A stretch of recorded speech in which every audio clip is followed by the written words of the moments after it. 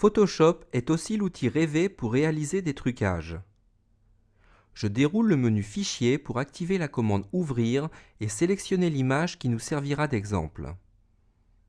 Dans la palette des calques, l'image est matérialisée par un calque spécial intitulé Arrière-plan. Nous allons dupliquer ce crâne en plusieurs exemplaires et rendre ainsi la photo plus percutante. Pour sélectionner la portion d'image à copier, j'active l'outil Rectangle de sélection. Puis, je trace mon cadre de sélection par cliquer-glisser. Je prends garde à laisser de la matière autour du crâne afin de faciliter le trucage. Ensuite, je déroule le menu Édition pour activer la commande Copier. Et je reviens dans ce menu pour activer la commande Coller. On ne voit rien dans la fenêtre de travail car l'élément collé est superposé à l'original. En revanche, il apparaît dans l'onglet Calque sous la forme d'un nouveau calque intitulé Calque 1. L'élément collé est donc indépendant de l'image d'origine. J'active l'outil Déplacement pour positionner le calque sélectionné, donc le second crâne, par cliquer-glisser. Le petit œil situé en regard de chaque calque signale les calques visibles.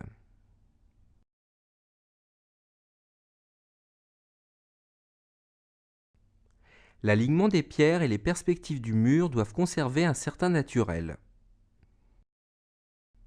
Pour accorder l'ajout, j'utilise l'outil Gomme. Dans la liste Forme de la barre d'options, je choisis 300 pixels de diamètre et des contours flous. Je gomme la matière superflue par cliquer-glisser. La gomme agit sur le calque sélectionné et l'arrière-plan reste intact. C'est là tout l'intérêt des calques.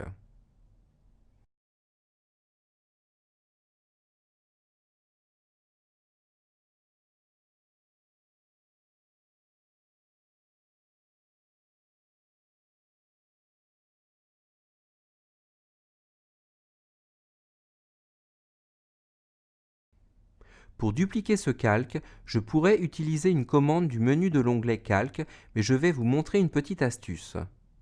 J'active l'outil Déplacement.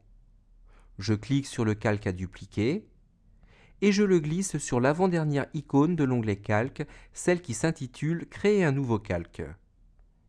J'obtiens un troisième calque intitulé Calque 1 Copie. L'outil Déplacement est toujours sélectionné et je positionne mon nouveau crâne à gauche de l'image.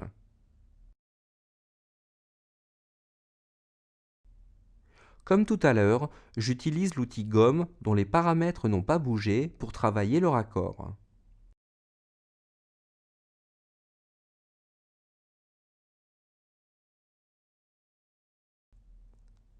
Je rectifie le tir avec l'outil Déplacement.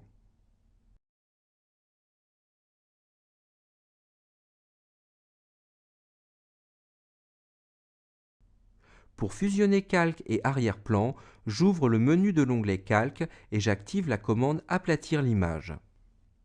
Je ne peux plus modifier les différents éléments qui composent l'image, mais je peux améliorer l'ensemble par quelques réglages. Je déroule donc le menu Images pour sélectionner les commandes Réglages puis Balance des couleurs. Dans la fenêtre de réglage, je déplace le petit curseur vers le rouge jusqu'à la valeur 22. Après avoir ajouté du rouge, j'enlève du jaune en déplaçant le dernier curseur de façon à obtenir -6. Je valide en cliquant sur OK. Je préfère les images chaudes, donc avec une dominante rouge, mais ce réglage est tout à fait subjectif. Je retourne dans le menu Images et j'active cette fois les commandes Réglage puis Luminosité Contraste. À l'aide des curseurs, j'augmente le contraste, mais je diminue la luminosité de l'image. Je clique sur OK pour valider. Dernier détail, ce motif est trop répété, ce qui n'est pas très naturel. Pour y remédier, j'active l'outil Rectangle de sélection.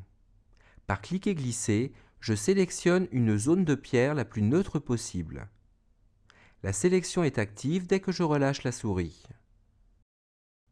Je déroule le menu Édition pour effectuer un copier-coller de cette sélection. J'obtiens en retour un nouveau calque intitulé Calque 1.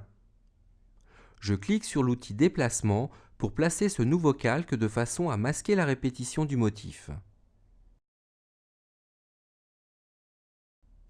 Pour travailler le raccord, j'active l'outil Gomme et dans la barre d'options, je déroule la liste forme pour choisir un diamètre de 100 pixels.